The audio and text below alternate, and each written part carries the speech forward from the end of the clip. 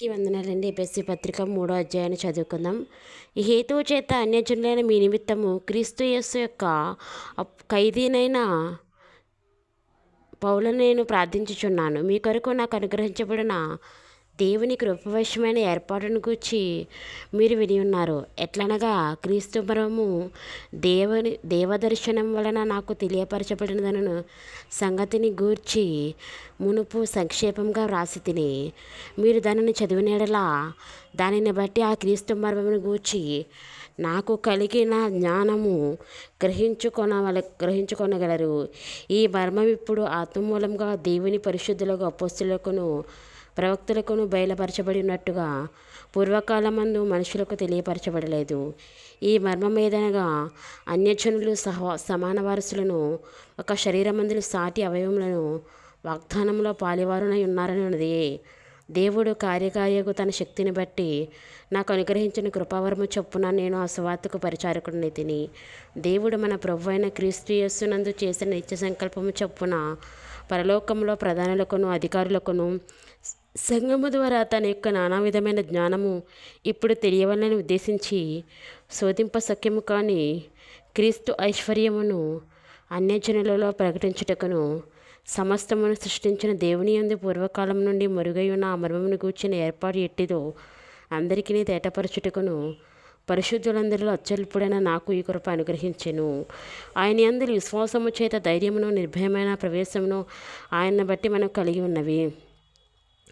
కాబట్టి మీ నిమిత్తమే నాకు వచ్చిన శ్రమలను చూచి మీరు అధైర్యపడవద్దని వేడుకొనుచున్నాను. ఇది మీకు మహిమకరములై ఉన్నవి.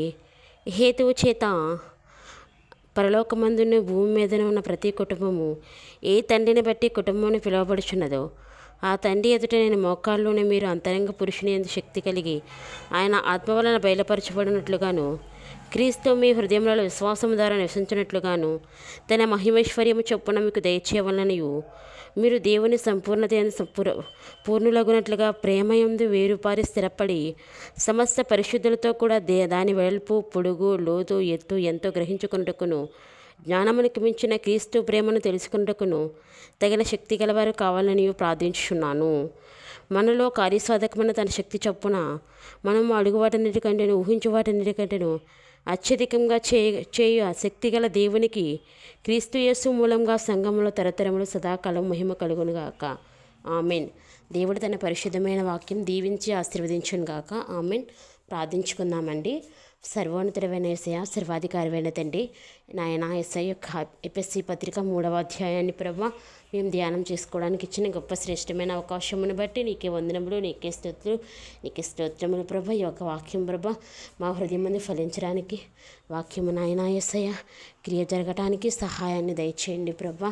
వాక్యానుసారమైన జీవితాలను ప్రభా మీరే మా ఎల్లరికి దయచేయండి ప్రభా. నీ బిడ్డలైన మమ్మలను ప్రభా ఎల్లప్పుడూ కాచే దేవుడు, కాపాడే దేవుడు నీవే కదా ప్రభా. నీ యొక్క రెక్కల చాటును భద్రం చేసే దేవుడు నీవే కదా ప్రభా. నీకే స్తుతియు స్తోత్రములు వందనములు ప్రభా.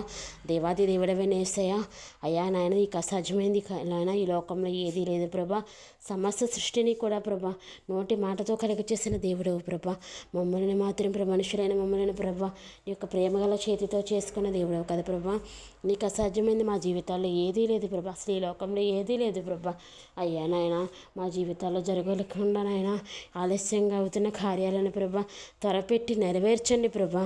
అయ్యా తండ్రి నాయన యేసయ్య, అన్యులు ఎదుట ప్రభా మేము నిందర నాయన యేసయ్య అవమానం పాలు కాకున్నట్లుగా ప్రభా.